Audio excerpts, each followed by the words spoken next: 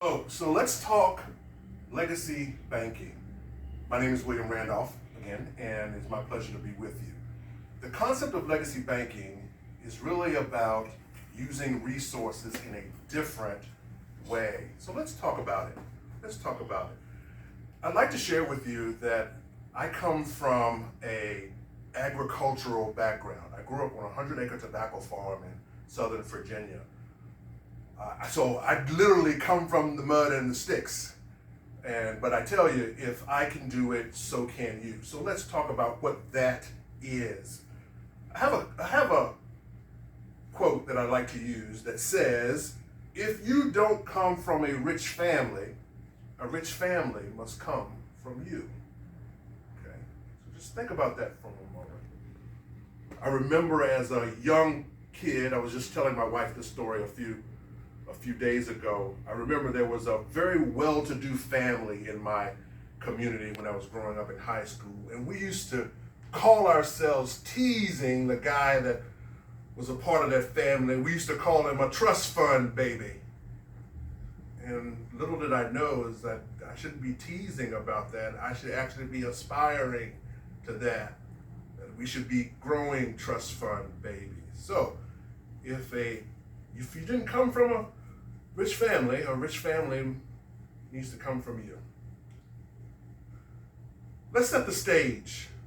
On planet Earth, we live in a capitalist country on an economic planet. That means that money makes the world go round. Money makes the world go round. It's not the most important, but it's a close second to oxygen.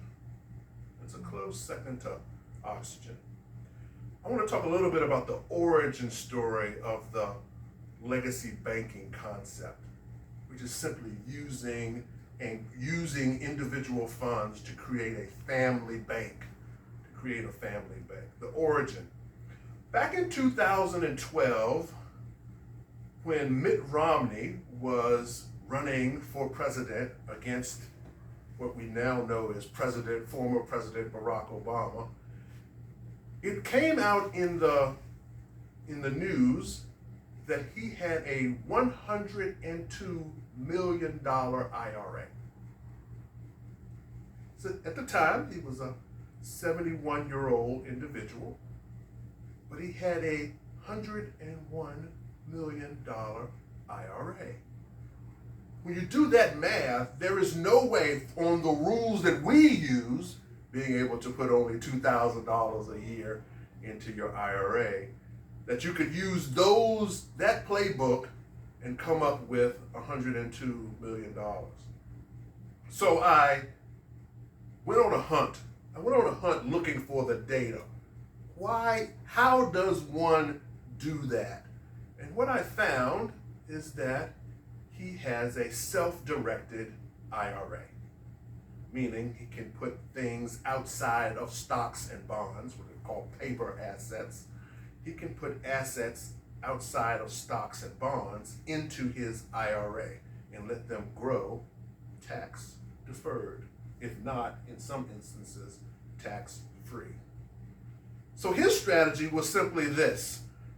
When his company bought distressed companies with distressed and suppressed stock prices, he would load up on these depressed stock prices and put them into his IRA. Then, as his family business matured these companies and got them in a healthy state, those stock prices would triple, quadruple, 10x, 20x, and in some instances, 30 times their initial value. So he put pennies in and basically got $5 bills out. That's how you get to a $102 million IRA.